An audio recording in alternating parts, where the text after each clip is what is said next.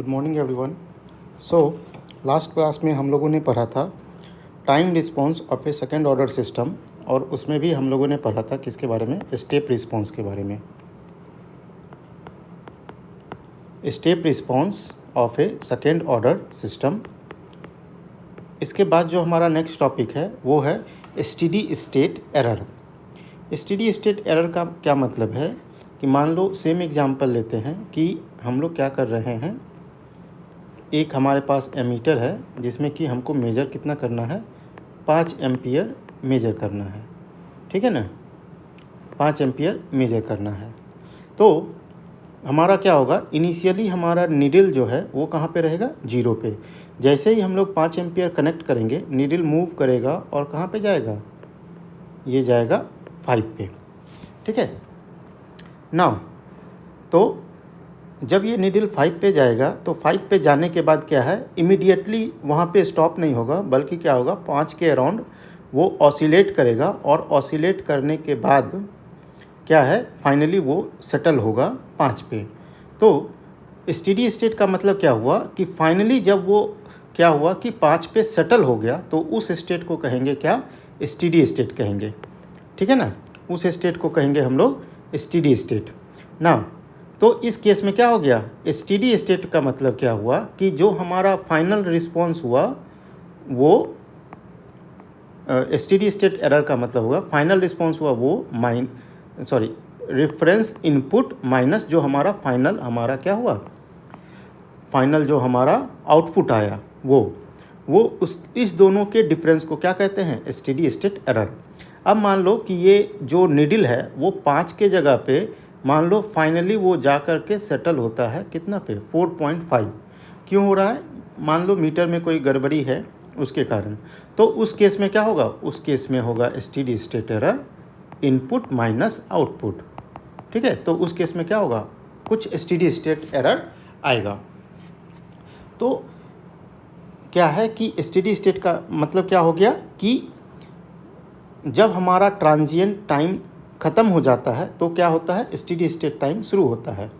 तो steady state time में जो हमारा एक्चुअल इनपुट और क्या कहते हैं, रेफरेंस इनपुट और एक्चुअल आउटपुट का जो डिफरेंस होता है उसी को कहते हैं स्टेडी स्टेट एरर। नाउ इस टॉपिक से जाने से पहले हम लोग रिवाइज करेंगे क्या, टाइप ऑफ ए सिस्टम। हम लोगों ने इसके बारे में पढ़ चुके हैं जब हम लोग पहला लेक्चर देख रहे थे उसी समय। अभी इसको फिर से एक बार रिवाइज कर लेते हैं। टाइप ऑफ ए सिस्टम क्या होता है, number of pole of open loop transfer function, ठीक है ना, number of pole of open loop transfer function at origin.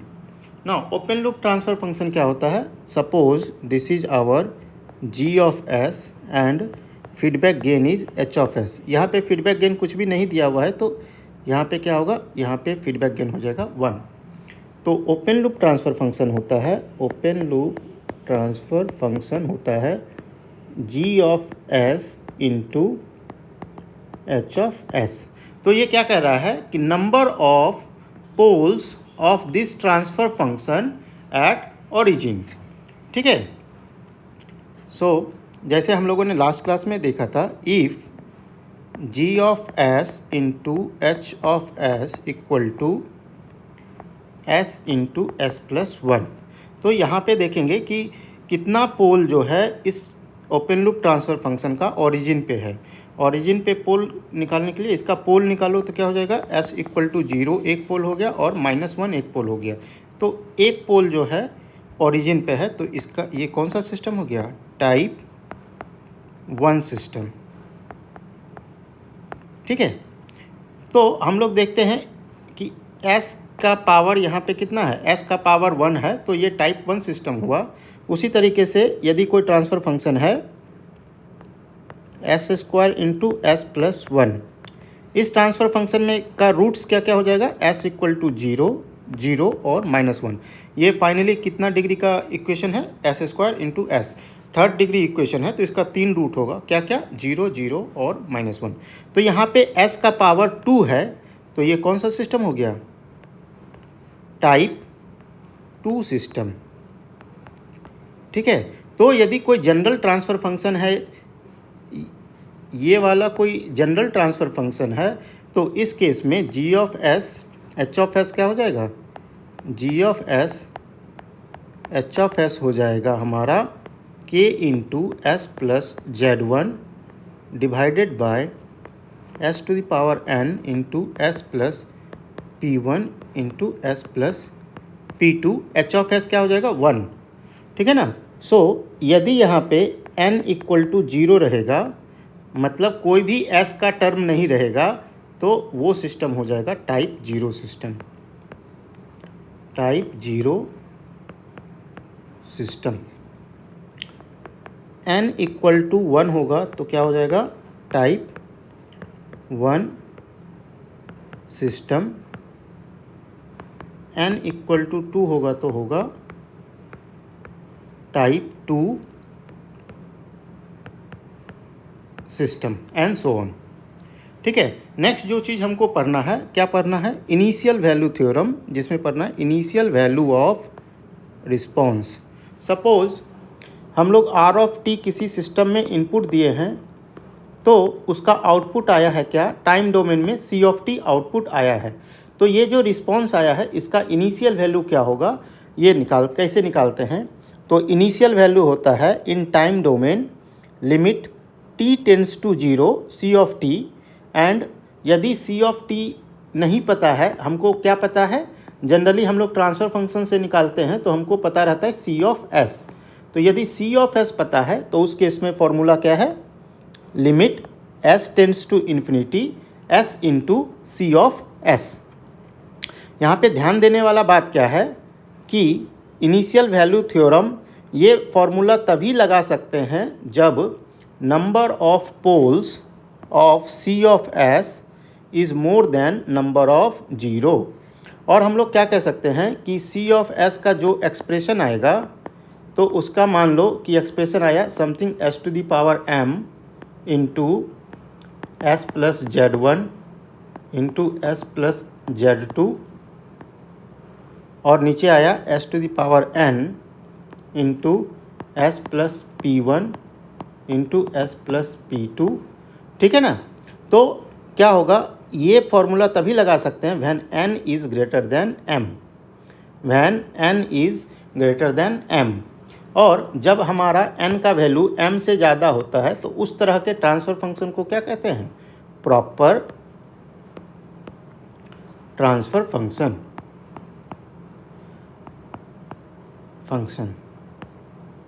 ठीक है। ये हम लोग पढ़े हैं जब हम लोग ट्रांसफ़र फंक्शन पढ़ रहे थे तब। तो इनिशियल वैल्यू थ्योरम तभी लगा सकते हैं when value of n is greater than value of m, और s का पावर डिनोमिनेटर में जो है वो ज़्यादा होगा किसके, s का पावर न्यूमरेटर में। नेक्स्ट है हमारा final value theorem. Final value theorem क्या कह रहा है कि c of infinity equal to limit t tends to infinity c of t। और यदि हमारा रिस्पॉन्स लैप्लास डोमेन में दिया हुआ है उस केस में क्या हो जाएगा, limit s tends to 0 s into C of s। ये हो जाएगा हमारा क्या, फाइनल वैल्यू थ्योरम। तो फाइनल वैल्यू थ्योरम लगाने में भी क्या है, कुछ लिमिटेशन है।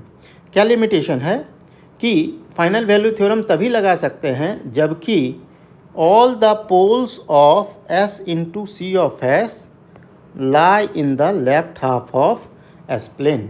तो मान लो कि ये हमारा एस प्लेन है, तो ये कौन सा एक्सिस हो जाएगा, इमेजिनरी एस, ये हो जाएगा रियल पार्ट ऑफ एस, ठीक है। Real part of S, imaginary part of s, ये है एस प्लेन।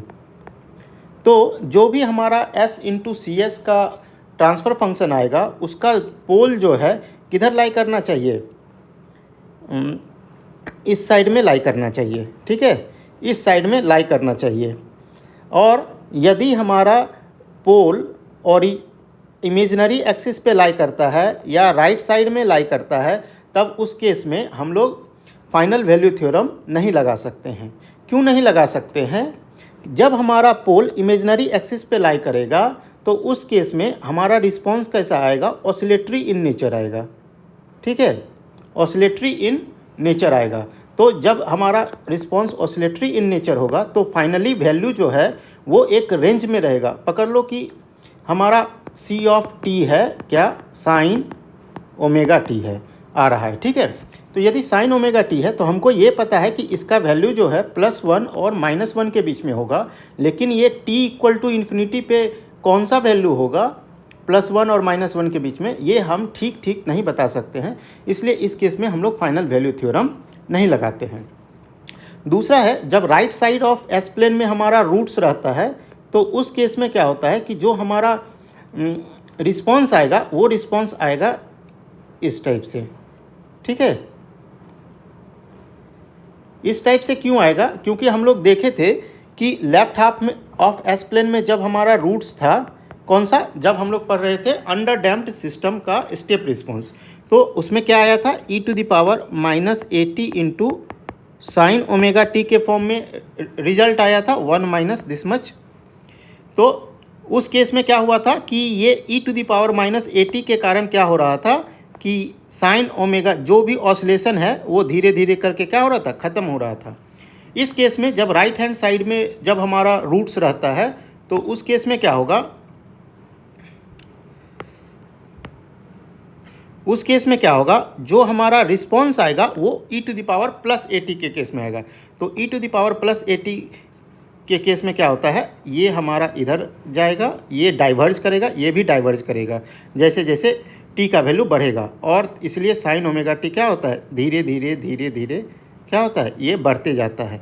तो इस केस में भी क्या है कि फाइनली हमारा रिस्पॉन्स का क्या वैल्यू आएगा ये हम लोग नहीं बता सकते हैं।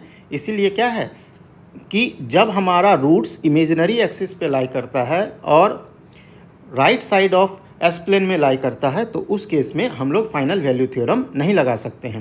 कब लगाएंगे, when roots lie in the left half of S plane, और when S into C S, हाँ उसका रूट्स जो है left half of S plane में लाई करेगा।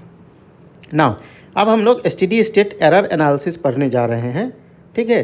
तो हम लोग पुराना जो हमारा क्लोज लूप सिस्टम का ट्रांसफ़र फंक्शन है, ये हमारा क्लोज लूप सिस्टम का ट्रांसफ़र फंक्शन है, ठीक है। तो यहाँ पे g ऑफ s है, h ऑफ s नहीं दिया हुआ है, तो h of s equal to 1, ठीक है। नाउ यहाँ पे r ऑफ s क्या है, हमारा है reference input, e of s क्या है, error signal, c of s क्या है, कंट्रोल्ड आउटपुट। तो इस डायग्राम से E ऑफ s क्या हो जाएगा, E of s equal to R of s minus, यहाँ पे यदि C ऑफ s है तो यहाँ पे भी क्या हो जाएगा, सिग्नल C ऑफ s हो जाएगा। तो E of s equal to क्या हो गया, R of s minus C of s। Now यदि हम लोग इस फॉरवर्ड पाथ को देखेंगे, इस पाथ को देखेंगे तो C of s equal to क्या हो जाएगा, G of s into E of s।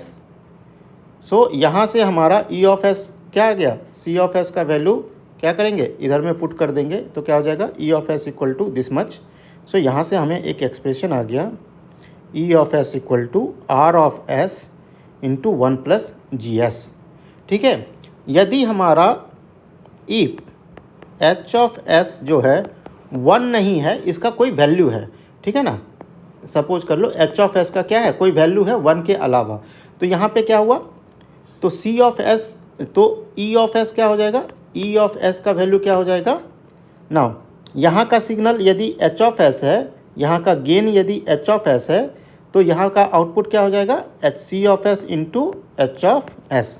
सो ये क्या हो जाएगा, R of s minus C of s into H of s, और C ऑफ s तो वही रहेगा, बस वैल्यू पुट कर देना है। तो ये क्या हो जाएगा, R of s minus C of s into H of s into G of s। इसको सॉल्व करोगे तो क्या आ जाएगा, E of s equal to R of s divided by 1 plus G of s और H ऑफ s, ठीक है। तो जहाँ पे भी यदि हमारा H ऑफ s 1 के बराबर नहीं है, तो जहाँ पे भी G ऑफ s लिख रहे हैं तो G ऑफ s के साथ साथ में क्या लिखना है, H ऑफ s लिखना है। So if H of s का वैल्यू 1 नहीं है, then replace G of s by, किससे रिप्लेस करेंगे, G of s H of s, ठीक है ना। तो ये इन जनरल फार्मूला है, लेकिन मोस्ट ऑफ द केस जो तुम लोगों को यहाँ पे आएगा एग्जाम में भी, उसमें एच ऑफ एस 1 ही रहेगा। नाउ स्टेडी स्टेट एरर ये क्या है? Deviation from desired output that is reference input. ठीक है, तो स्टेडी स्टेट एरर का फॉर्मूला क्या होता है? Steady state error equal to limit S tends to 0 S into E of s.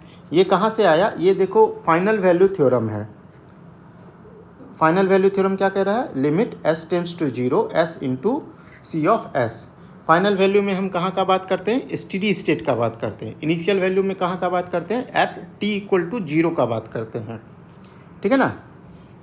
So limit S tends to 0 S into E of s, और यदि time domain में दिया हुआ है एरर तो क्या हो जाएगा? Limit t tends to infinity E of T.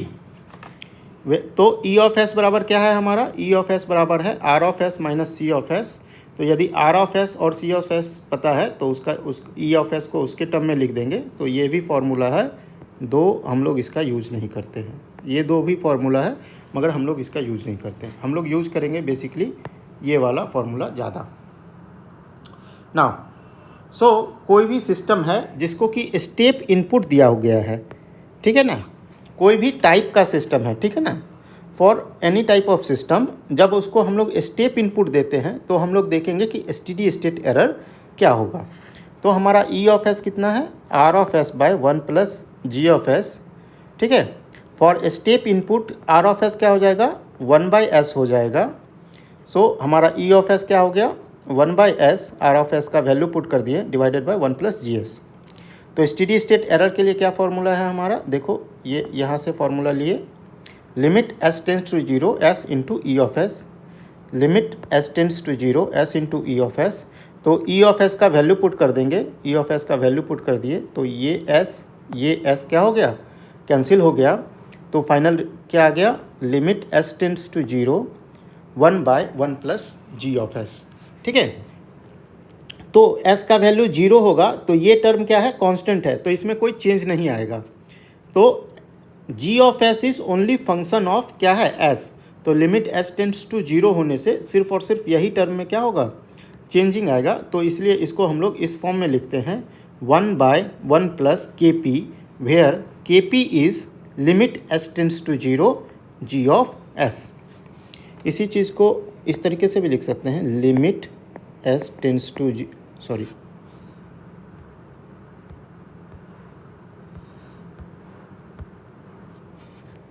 1 by 1 plus limit s tends to 0 g of s, जिसको हम लोगों ने लिखा है ये 1 by 1 plus K P, where K P is this much.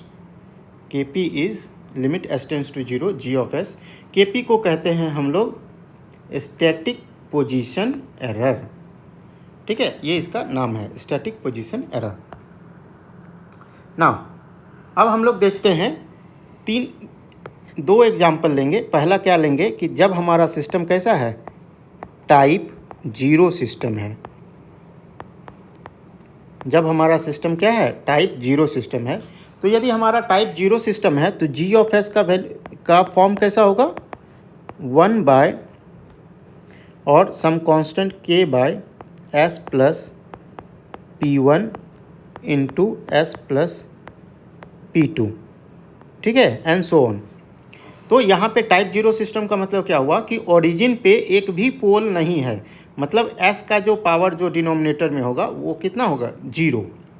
ठीक है, तो यदि इस टाइप का सिस्टम है तो Kp क्या होता है? Limit s tends to 0 g of s।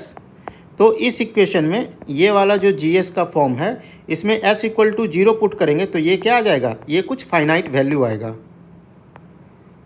ठीक है, ये कुछ क्या होगा? फाइनाइट वैल्यू आएगा।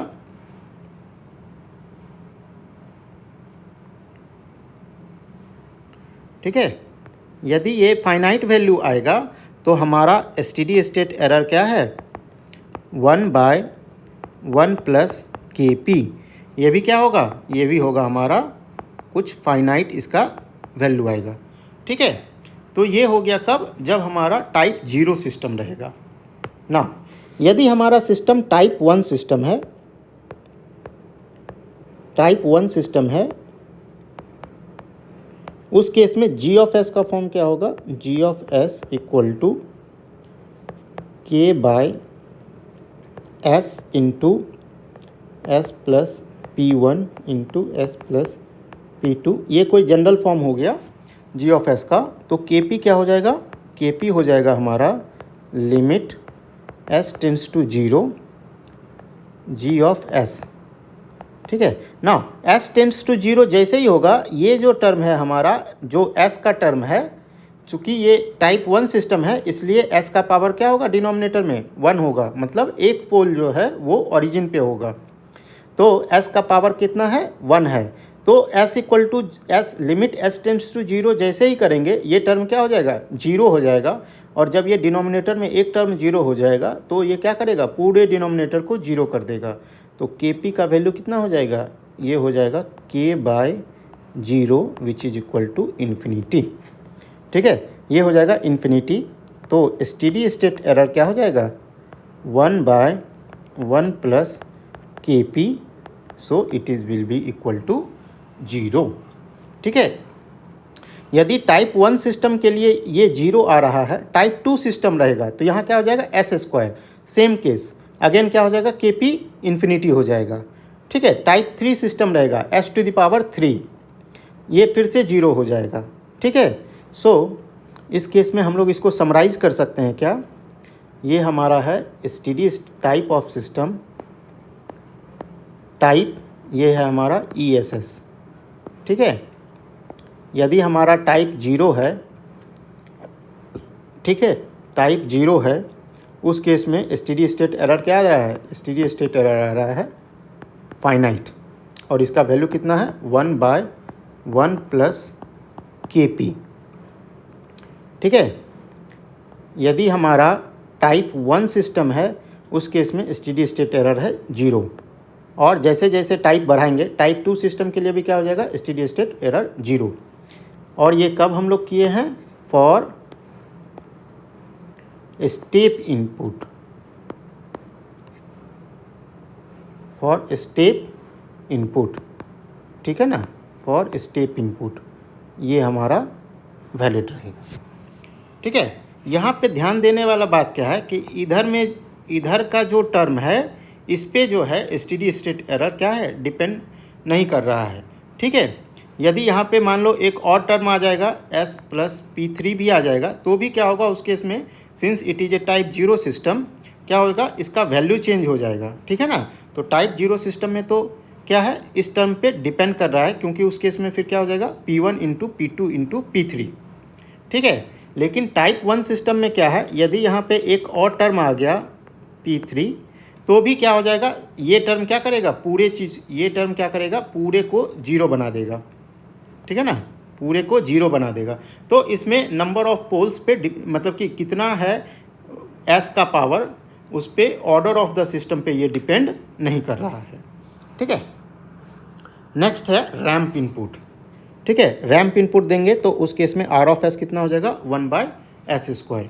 तो ई ऑफ एस क्या हो जाएगा, 1/s square divided by 1 plus G of s. ठीक है, 1 प्लस जी ऑफ एस, जैसे हम लोग यहाँ पे किए थे। तो स्टेडी स्टेट एरर क्या होता है, limit S tends to 0 S into E of s. So this much, यहाँ पे क्या हो जाएगा, एस का पावर, एक एस और एक एस कैंसिल हो गया, तो ये कितना बच गया, ये हो गया हमारा लिमिट एस टेंड्स टू 0 1/एक एस बच गया था, उसको नीचे मल्टीप्लाई कर दो, क्या हो जाएगा, s plus S into G of s. ठीक है, नाउ तो जैसे ही s इक्वल टू 0 पुट करेंगे ये टर्म क्या हो जाएगा, ये टर्म तो 0 हो जाएगा, तो इसलिए इसको यहाँ पे हटा दिए हैं।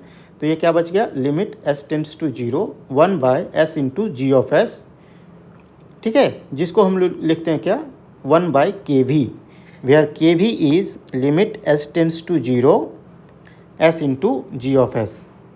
ठीक है, और kv को कहते हैं वेलोसिटी एरर कांस्टेंट। ठीक है, तो इसमें भी हम लोग सेम काम करेंगे, टाइप 0, टाइप 1 और टाइप 2 सिस्टम के लिए हम लोग देखेंगे कि kv का वैल्यू क्या हो रहा है और स्टेडी स्टेट एरर कितना आ रहा है। ठीक है, तो सबसे पहले देखेंगे टाइप 0 सिस्टम। टाइप 0 सिस्टम, इस केस में जी ऑफ एस हो जाएगा हमारा K by S plus P one into S plus P two. ठीक है, इस फॉर्म में क्या रहेगा, हमारा ट्रांसफ़र फंक्शन रहेगा। तो के वी क्या होता है, के वी होता है limit S tends to 0 S into G of S which is equal to limit, एक मिनट नीचे लिख देते हैं,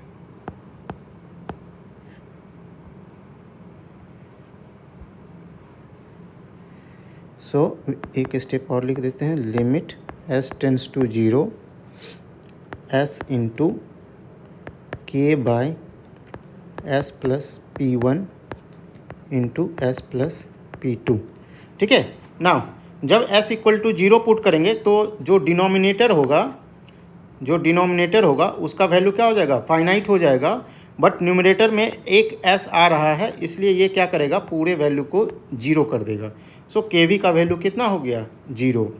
तो steady state error equal to कितना है, देखो steady state error equal to है 1/kV। तो 1/kV है, तो ये कितना हो जाएगा, 1/kV। सो 1/0 इक्वल टू कितना हो गया, इन्फिनिटी। तो इस केस में क्या हो जाएगा, स्टेडी स्टेट एरर इनफाइनाइट हो जाएगा। ठीक है,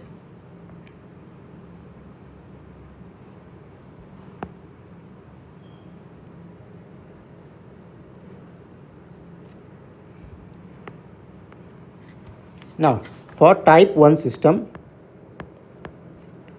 टाइप 1 सिस्टम ट्रांसफ़र फंक्शन कितना हो जाएगा, G of S equal to K by, type 1 है तो s का पावर 1 होगा into S plus P one into S plus P two. ठीक है, सो के वी हो जाएगा हमारा limit s tends to 0 s into G of s. ठीक है, so this is equal to limit s tends to 0 s into K bye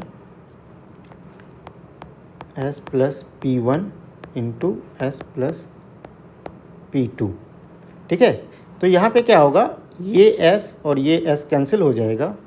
ये s और ये s कैंसिल होने से क्या हो जाएगा, जब हम लोग s इक्वल टू 0 पुट करेंगे तो के वी का वैल्यू क्या हो जाएगा, कुछ फाइनाइट वैल्यू आ जाएगा। ठीक है, के वी का वैल्यू क्या हो जाएगा, फाइनाइट हो जाएगा। तो स्टेडी स्टेट एरर क्या हो जाएगा, 1/kV हो जाएगा। ठीक है ना, जहाँ के वी का जो भी वैल्यू आएगा वो हम लोग लिख देंगे। नेक्स्ट है हमारा फॉर टाइप 2 सिस्टम। ठीक है, फॉर टाइप 2 सिस्टम। ठीक है ना, टाइप 2 तक पढ़ेंगे, उसके आगे नहीं पढ़ेंगे। टाइप 2 सिस्टम, इस केस में जी ऑफ एस क्या हो जाएगा, जी ऑफ एस हो जाएगा हमारा K divided by S square into S plus P one into S plus P two. So K V हो जाएगा limit S tends to 0 S into G of S which is equal to limit S tends to 0 S into K by S into कितना है, S square plus S into S square into S plus P one into S plus P two. So यहाँ पे एक s और एक s cancel हो गया, तो एक s क्या हुआ, डिनोमिनेटर में बच गया है। ठीक है ना, एक s यदि डिनोमिनेटर में बच गया है, जब s इक्वल टू 0 पुट करेंगे तो ये s क्या करेगा, पूरे टर्म को क्या कर देगा, 0 बना देगा। तो इस केस में के वी क्या हो गया, k/0 which is equal to infinity. So steady state error हो गया कितना, 1/kV which is equal to 0। ठीक है, तो सेम चीज़ क्या होगा, टाइप 3 सिस्टम के लिए भी होगा, टाइप 4 सिस्टम के लिए भी होगा। सो यही चीज़ क्या होगा, रिपीट करते जाएगा। तो इसको हम लोग समराइज कर लेते हैं कि टाइप ऑफ सिस्टम, ठीक है, and steady state error. Type of system यदि 0 है तो स्टेडी स्टेट एरर कितना है? इन्फिनिटी। कितना है? इन्फिनिटी। टाइप ऑफ सिस्टम यदि 1 है तो स्टेडी स्टेट एरर कितना है? 1/kV। केवी का देखो, केवी का जो भी वैल्यू आएगा 1/kV क्या हो जाएगा? Steady state error. Type 2 system है तो उस केस में स्टेडी स्टेट एरर कितना हो जाएगा? 0। ठीक है, एंड सो ऑन। ठीक है, तो ये हो गया हमारा स्टेडी स्टेट एरर। अब इसके ऊपर हम लोग कुछ क्वेश्चन सॉल्व करेंगे। ठीक है, so open loop transfer function दिया हुआ है। ओपन लूप ट्रांसफर फंक्शन कितना है? 10/s into S plus 10। ठीक है, तो सिंस s का पावर 1 है, ये किस टाइप का सिस्टम है? टाइप 1 सिस्टम है। टाइप 1 सिस्टम है और रेफरेंस इनपुट क्या दिया हुआ है? रैंप इनपुट दिया हुआ है। क्या है? Ramp input. ठीक है ना।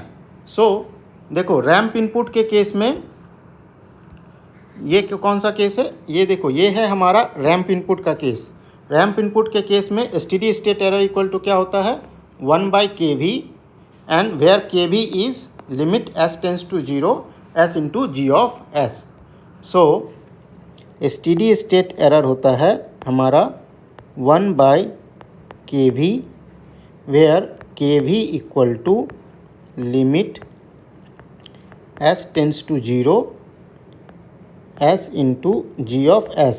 और यहाँ पे g ऑफ s क्या है? ओपन लूप ट्रांसफ़र फंक्शन है। g ऑफ s क्या है? ओपन लूप ट्रांसफ़र फंक्शन है। सो विच इज़ गिवन, तो ये क्या हो जाएगा? Limit s tends to 0 s into 10/s into s plus 10। ठीक है, तो ये s कैंसिल हो गया और इसका वैल्यू कितना आ गया? 1। तो kV इक्वल टू क्या हो जाएगा? 1। और यदि स्टेडी स्टेट एरर भी निकालना रहता तो ये क्या हो जाता है? ये भी हो जाता 1। ठीक है, तो इस तरीके से यदि क्वेश्चन आएगा तो उसको सॉल्व करना है। नेक्स्ट क्वेश्चन क्या है? Find the final value of f of t। Final value of f of t। तो फाइनल वैल्यू थ्योरम यहाँ पे लगाएंगे। फाइनल वैल्यू थ्योरम क्या कहता है कि f ऑफ इन्फिनिटी, ये s डोमेन में है तो ये क्या हो जाएगा? Limit s tends to 0 s into F of s। ये क्या है? फाइनल वैल्यू थ्योरम है। एक बार फिर से देख लो, ये है हमारा final value theorem. c of infinity equal to limit s tends to 0 s into c of s। ठीक है, ठीक है ना। तो ये हो गया। नाउ यहाँ पे क्या है कि फाइनल वैल्यू थ्योरम लगाने से पहले हम लोग क्या देखेंगे कि f ऑफ s का जो रूट्स है वो रूट्स कहाँ पे है? ठीक है ना, पोल कहाँ पे लाई कर रहा है? तो ये हमारा s प्लेन है जिसमें कि ये है इमेजिनरी s, ये है रियल एक्सिस। ठीक है ना। तो हम लोग जब इसका रूट्स निकालेंगे तो s² प्लस पोल डिनोमिनेटर का रूट्स निकालेंगे तो क्या करेंगे? इसको 0 करेंगे तो s इक्वल टू क्या आ गया? प्लस माइनस जे ओमेगा। तो क्या हो गया? प्लस माइनस जे ओमेगा, मतलब ये इमेजिनरी एक्सिस पे लाई कर रहा है रूट्स। ठीक है ना। यदि रूट्स हमारा इमेजिनरी एक्सिस पे लाई कर रहा है तो हम इसमें क्या कर सकते हैं? फाइनल वैल्यू थ्योरम नहीं लगा सकते हैं। ठीक है, यहाँ पे देखो लिखा हुआ है, हाँ, final value theorem is applied when all the poles of s into cs lie in the left half of s plane। जो हम लोग यहाँ पे क्या किए थे, यहाँ पे जो हम लोग डिस्कशन किए थे, यही डिस्कशन कर रहे थे कि जब हमारा रूट्स जो है इमेजिनरी एक्सिस पे होगा उस केस में क्या होगा? हमारा जो रिस्पॉन्स होगा वो एक फिक्स दो लिमिट के बीच में क्या होगा? ऑसिलेट करेगा। तो finally at t equal to infinity पे उसका वैल्यू 1 होगा या -1 होगा या उसके बीच का कोई वैल्यू होगा, हम लोग नहीं बता सकते हैं। इसलिए इस केस में क्या है? फाइनल वैल्यू थ्योरम नहीं लगा सकते हैं। तो ये जो हमारा क्वेश्चन है इसका आंसर क्या हो जाएगा कि फाइनल वैल्यू थ्योरम इस केस में हम लोग नहीं लगा सकते हैं। ठीक है, सिंस जो रूट्स है वो कहाँ पे लाई कर रहा है? वो इमेजिनरी एक्सिस पे लाई कर रहा है। ठीक है, तो इस तरीके से यदि फाइनल वैल्यू थ्योरम का क्वेश्चन आएगा तो उसमें हमको ध्यान में रखना है कि पहले देखेंगे कि उसका डिनोमिनेटर का जो भी रूट्स है वो left half of S plane में लाई करना चाहिए। ठीक है, नेक्स्ट क्वेश्चन क्या है ये देखो, सेमेस्टर में 14 मार्क्स का क्वेश्चन आया था। क्वेश्चन क्या है, consider the system in figure 1 with controller GC। Controller का गेन दिया हुआ है क्या, G of GC। Reference input R, ये क्या है, ये है हमारा reference input. And disturbance input, एक और इनपुट दिया हुआ है डिस्टर्बेंस इनपुट D। ठीक है, so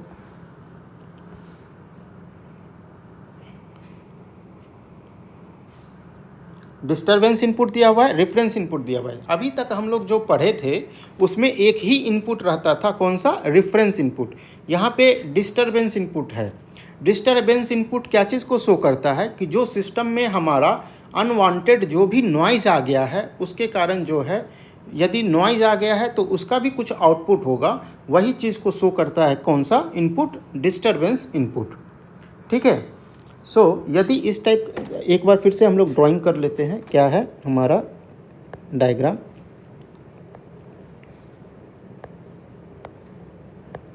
plus minus controller gain, इसका आउटपुट गया है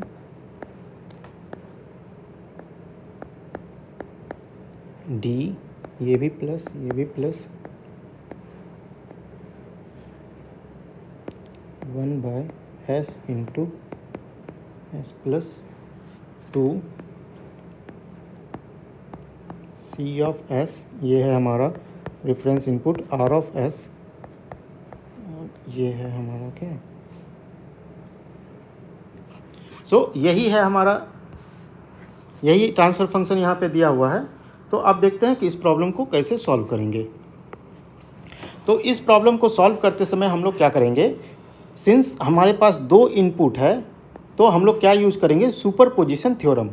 क्योंकि हम लोग क्या पढ़ रहे हैं, लीनियर कंट्रोल सिस्टम। तो यहाँ पे जो भी सिस्टम होगा वो क्या होगा, लीनियर इन नेचर होगा। और कोई भी सिस्टम को लीनियर सिस्टम कब कहते हैं, जब वो प्रिंसिपल ऑफ सुपरपोजिशन और प्रिंसिपल ऑफ होमोजेनिटी को ओबे करता है। ठीक है ना, तो यहाँ पे प्रिंसिपल ऑफ सुपरपोजिशन कैसे यूज़ करेंगे, जैसे हम लोग नेटवर्क थ्योरी BEE में किए थे, जब हम लोग RS इनपुट लेंगे तो उस समय जो दूसरा इनपुट है उसको क्या कर देंगे, 0। और जब हम लोग DS इनपुट को कंसीडर करेंगे तो उस समय पे जो दूसरा इनपुट है, कौन सा इनपुट बच गया, R ऑफ S, इसको कर देंगे 0। ठीक है ना, तो एक टाइम में हम लोग एक ही इनपुट को लेंगे और जो दूसरा इनपुट बच जाएगा उसको हम लोग क्या कर देंगे, 0। सो अब आते हैं हम लोग क्वेश्चन पे। ठीक है ना, क्वेश्चन नंबर जो A पार्ट है उस पे आते हैं। तो यदि हम लोग क्वेश्चन नंबर A पार्ट में देखो क्या कर रहा है, if G of C is a proportional controller where G of C equal to KP, then what value of KP will cause the steady state error for a unit ramp reference input। यहाँ पे देखो reference input का बात किया जा रहा है। ठीक है ना, रेफरेंस इनपुट टू बी 0.1। ठीक है ना, सो रेफरेंस इनपुट का बात कर रहा है तो जो दूसरा इनपुट है उसको क्या करेंगे, 0 कर देंगे। सो दूसरा इनपुट को 0 कर दो, प्लस माइनस GC, दूसरा इनपुट को 0 कर देंगे तो वो ख़त्म हो जाएगा, 1/s into S plus 2 C of S।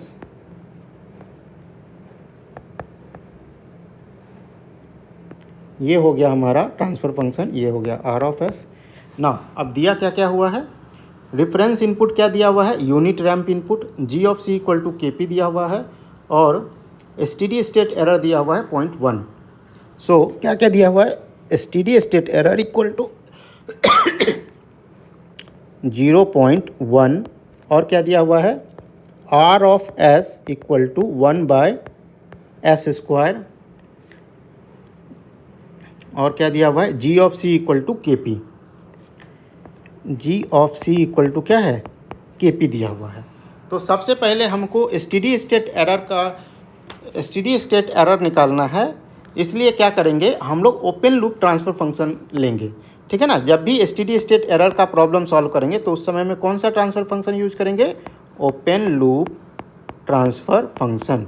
तो इस केस में ओपन लूप ट्रांसफ़र फंक्शन क्या हो जाएगा, देखो ये वाला पार्ट को हटा दो और बाकी का टर्म को क्या करो, मल्टीप्लाई कर दो, ठीक है ना। तो बाकी का टर्म को मल्टीप्लाई करेंगे तो क्या आ जाएगा, जी ऑफ सी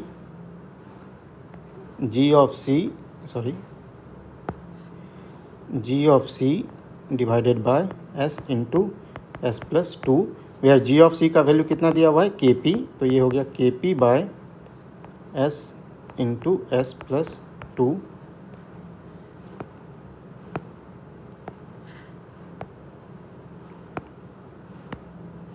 ठीक है ना। ये कौन सा टाइप का सिस्टम है, ये जो ओपन लूप ट्रांसफ़र फंक्शन है किस टाइप का सिस्टम है, तो यहाँ पे देखेंगे एस का पावर कितना है, एस का पावर 1 है।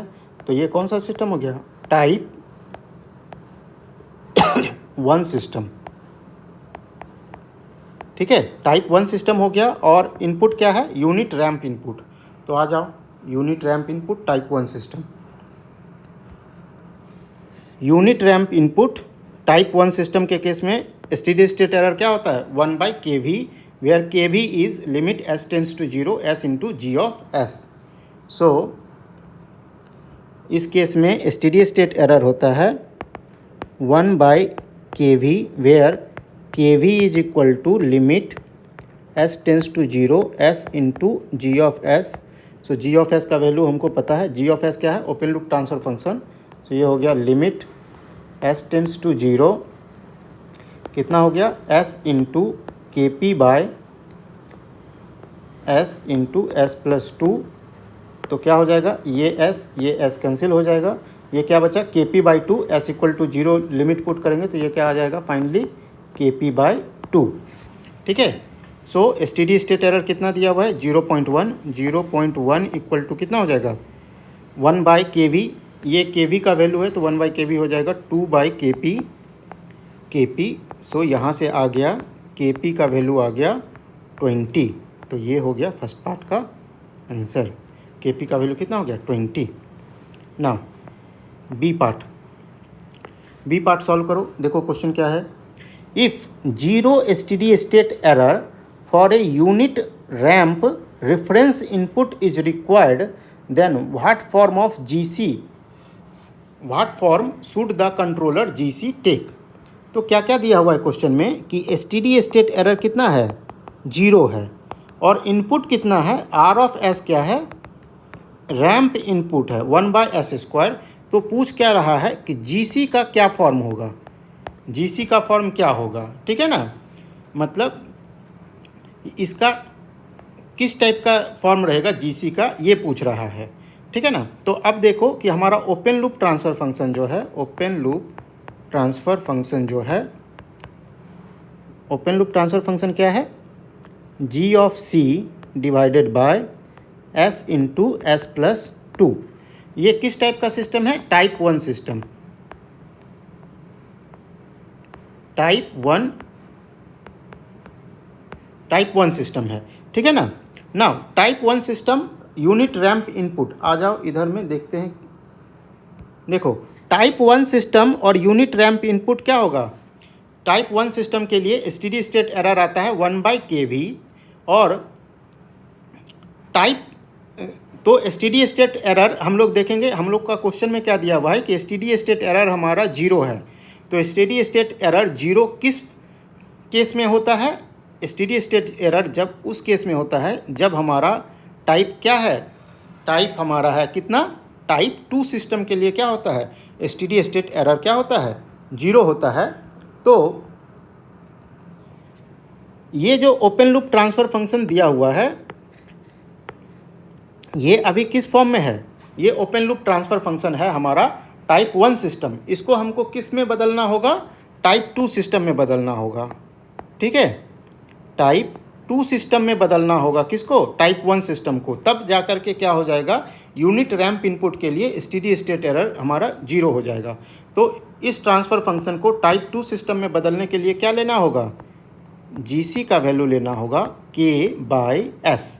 यदि GC का वैल्यू k/s लेंगे तो ओपन लूप ट्रांसफ़र फंक्शन क्या हो जाएगा, ये हो जाएगा k डिवाइडेड बाय एक s यहाँ पे पहले से है और एक s ये हो गया, तो ये कितना हो गया s² इंटू s+2। अब हमारा सिस्टम का टाइप क्या हो जाएगा, s का पावर 2 है तो ये कितना हो गया, टाइप 2 सिस्टम बन गया, टाइप 2 सिस्टम बन गया, ठीक है ना। टाइप 2 सिस्टम है, यूनिट रैंप इनपुट है, स्टेडी स्टेट एरर कितना होगा 0। हम लोग ये चीज़ निकाल चुके हैं। इस केस में हमारा GC किस टाइप का ट्रांसफ़र फंक्शन होगा, k/s। इस टाइप के जो ट्रांसफ़र फंक्शन रहता है इसको हम लोग बोलते हैं इंटीग्रेटर, ठीक है ना। तो हम लोग को क्या लगाना होगा, कंट्रोलर के रूप में एक इंटीग्रेटर लगाना होगा। PID पढ़ रहे थे ना, proportional integral and differential controller, D for differential. तो वहाँ पे हमको इंटीग्रल कंट्रोलर लगाएंगे तो उस केस में क्या हो जाएगा, स्टेडी स्टेट एरर हमारा 0 हो जाएगा ना। C पार्ट में आते हैं। C पार्ट क्या कह रहा है, देखो अब यहाँ पे क्या बात कर रहा है, for a unit step disturbance input what form of controller GC should be chosen to make steady state error 0। यहाँ पे भी कह रहा है कि स्टेडी स्टेट एरर क्या होगा, 0 होगा, मगर इनपुट क्या है, यूनिट स्टेप डिस्टर्बेंस इनपुट है। अब रिफरेंस इनपुट को 0 लेना पड़ेगा, ठीक है ना। इस केस के लिए यदि हम लोग ब्लॉक डायग्राम ड्रॉ करेंगे तो ब्लॉक डायग्राम कैसा था हमारा ओरिजिनल, ये था हमारा original block diagram, plus minus GC plus D 1/s into s+2 C/s R/s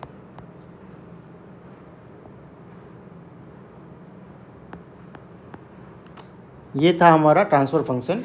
अब R/s इक्वल टू क्या लेना है, R/s इक्वल टू क्या लेना है, 0 लेना है। जब क्योंकि हमको क्वेश्चन में क्या दिया हुआ है, डिस्टर्बेंस इनपुट दिया हुआ है, रेफरेंस इनपुट का कोई बात नहीं किया है, तो रेफरेंस इनपुट क्या ले लेंगे, 0 ले लेंगे। यदि रेफरेंस इनपुट 0 ले लेंगे तो ये क्या हो जाएगा, ये ट्रांसफ़र फंक्शन इस फॉर्म में बदल जाएगा। देखो इसको मैं फाइनल फॉर्म बना देता हूँ, प्लस माइनस ये हो गया हमारा D/s 1/s इंटू s+2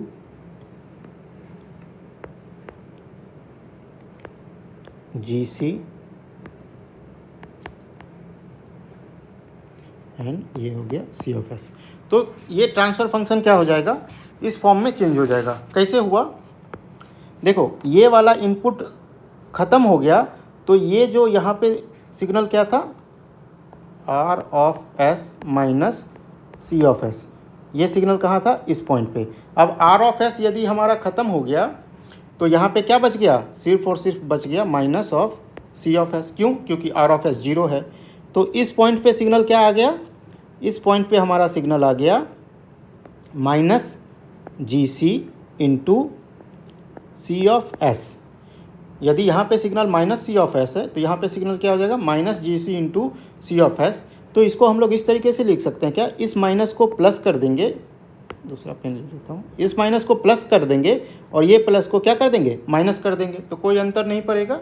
क्यों, फाइनली क्या है, इसमें से ये सिग्नल घटेगा ही, ठीक है। तो हम लोगों ने क्या किया है, इसको प्लस कर दिया है, इसको माइनस कर दिए हैं। तो D/s में क्या घट रहा है, D/s में घट रहा है GC इंटू C/s, और वो सिग्नल कहाँ पे जा रहा है, वो सिग्नल इधर जा रहा है। इस ट्रांसफ़र फंक्शन में भी देखो, यहाँ इस पॉइंट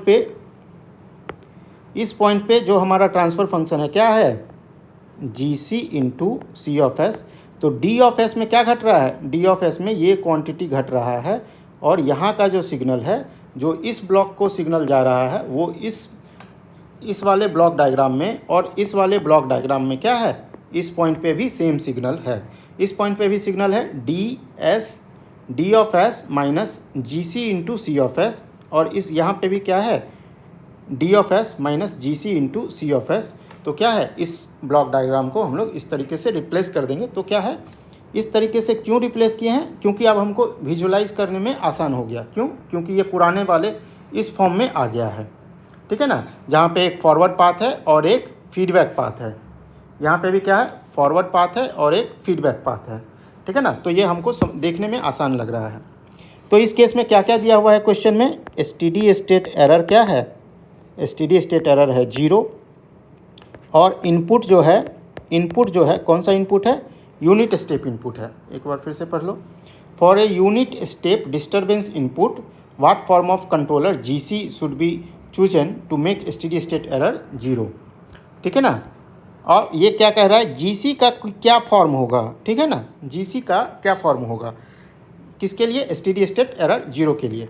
तो अब देखो कि इस केस में ओपन लूप ट्रांसफ़र फंक्शन कितना हो जाएगा, ओपन लूप ट्रांसफ़र फंक्शन कितना हो जाएगा, again G of S into H of S होता है। ओपन लूप ट्रांसफ़र फंक्शन क्या होता है, G S H S. So यहाँ पे हो जाएगा G C divided by S into S plus 2। Open loop transfer function में कोई अंतर नहीं हुआ, बस ब्लॉक डायग्राम में क्या हो गया, अंतर हो गया। So open loop transfer function ये है। ये कौन सा सिस्टम है, टाइप 1 सिस्टम है,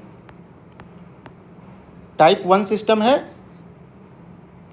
इनपुट क्या है, इनपुट है हमारा यूनिट स्टेप इनपुट है। तो आओ देखते हैं,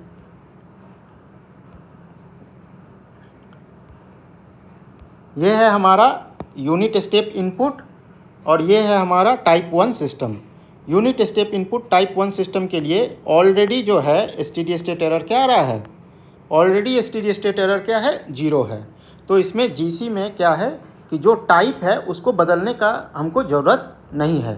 तो इस केस में जीसी का फॉर्म क्या हो जाएगा, जीसी का वो फॉर्म होगा जिससे क्या है, इस ट्रांसफ़र फंक्शन का टाइप चेंज नहीं हो, ठीक है। So GC will be of the form some constant K, और यदि जीसी का फॉर्म मान लो के बाई एस है, यानी तो के बाई एस होगा तो क्या होगा, टाइप 2 सिस्टम बन जाएगा।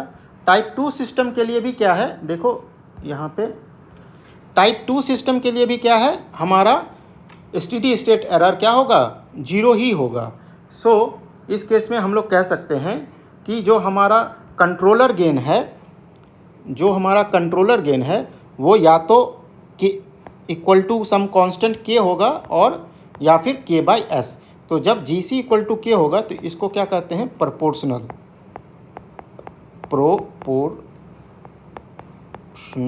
इसको कहते हैं प्रोपोर्शनल कंट्रोलर, ठीक है। और यदि के बाई एस होगा तो इसको कहेंगे integral controller,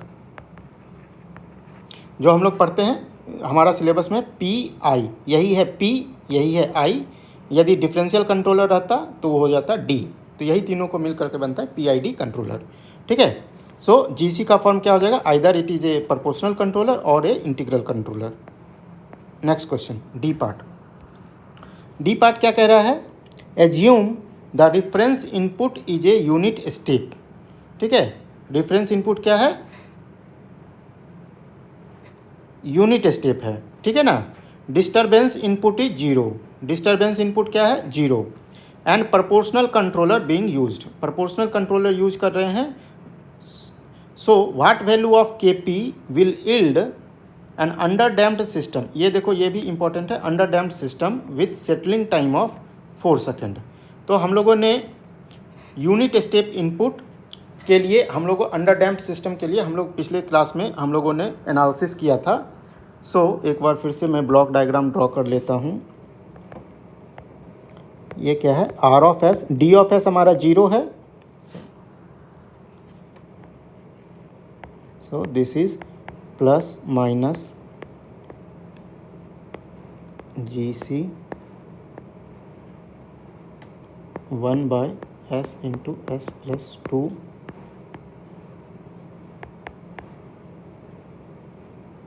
C of s, ठीक है। ये हमारा है ट्रांसफ़र फंक्शन। इसमें क्या क्या दिया हुआ है, सेटलिंग टाइम दिया हुआ है कितना, 4 सेकेंड। आर ऑफ एस क्या दिया हुआ है, यूनिट स्टेप इनपुट मतलब 1 बाई एस दिया हुआ है।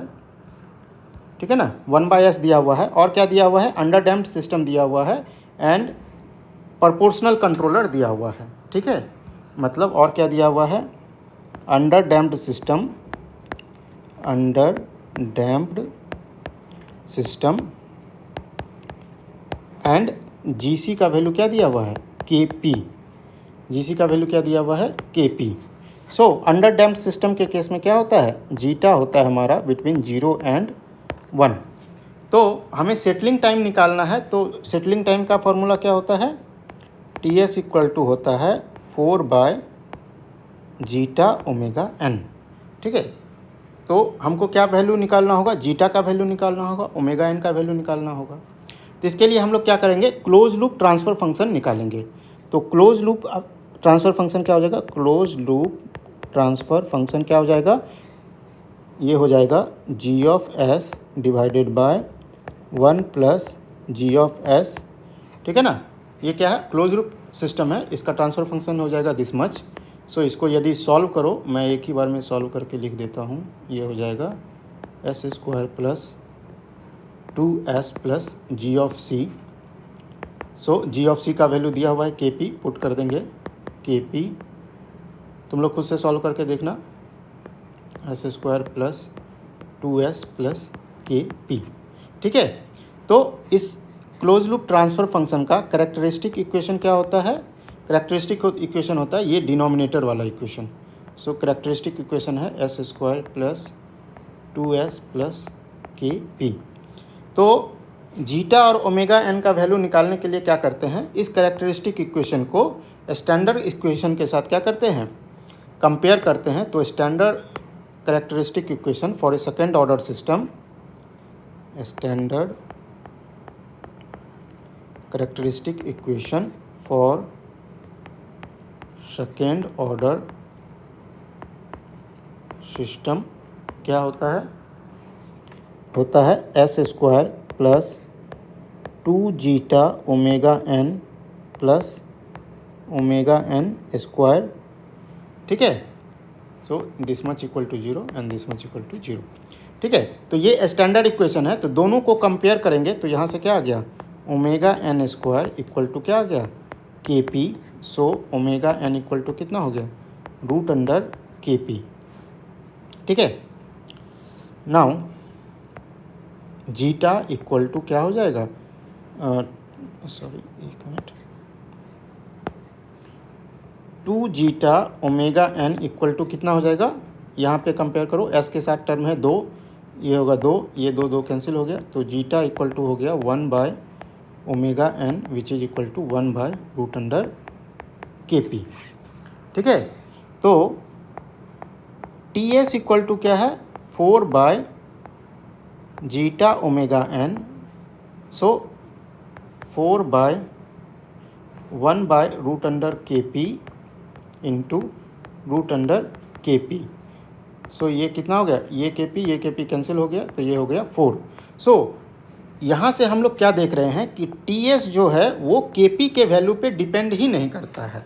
ठीक है, एक तो ये चीज़ देख रहे हैं। दूसरा चीज़ हमको क्या निकालना है, देखो क्वेश्चन में कि व्हाट वैल्यू और values of kp will yield an under damped system with a settling time 4 second. ठीक है ना, सेटलिंग टाइम 4 सेकेंड और सिस्टम कैसा है, अंडर डैम्प्ड सिस्टम है। तो कोई भी kp का वैल्यू लेंगे क्या हो जाएगा, ऊपर नीचे तो कट ही जाना है, तो सेटलिंग टाइम तो हमेशा ही 4 सेकेंड होगा। ठीक है ना, 4 सेकेंड होगा। तो kp का रेंज कैसे निकालेंगे, तो क्वेश्चन में एक दूसरा टर्म दिया हुआ है कि सिस्टम हमारा कैसा है, अंडर डैम्प्ड सिस्टम है। तो अंडर डैम्प्ड सिस्टम के लिए क्या होता है, जीटा होता है 0 से 1 के बीच में। जीटा का वैल्यू कितना है, 1/√kp, 0 से 1 के बीच में। तो यहाँ से क्या आ गया, kp greater than 1, kp greater than 1। सो हम लोग इसका आंसर क्या लिखेंगे, for all values of kp greater than 1 क्या होगा, system is under damped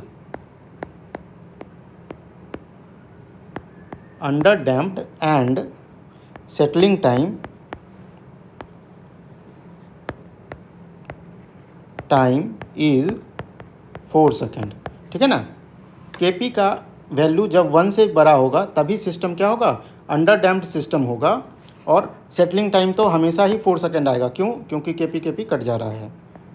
now last part, E part में क्या कह रहा है कि considering the same case as in part D में जो केस था वही, what effect does increasing Kp have on the damping ratio. क्या कह रहा है कि पार्ट डी वाला ही सेम प्रॉब्लम है। इसमें क्या कह रहा है कि Kp के वैल्यू को बढ़ाएंगे तो डैम्पिंग रेशियो क्या होगा। डैम्पिंग रेशियो और Kp के बीच में रिलेशन क्या है, 1/√Kp है।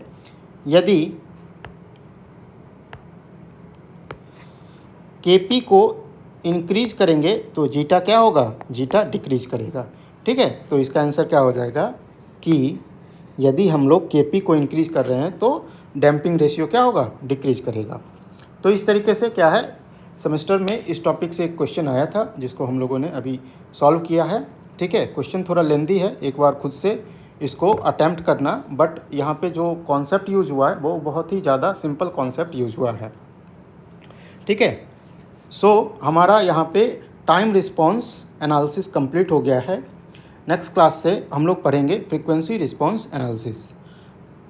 ठीक है, थैंक यू।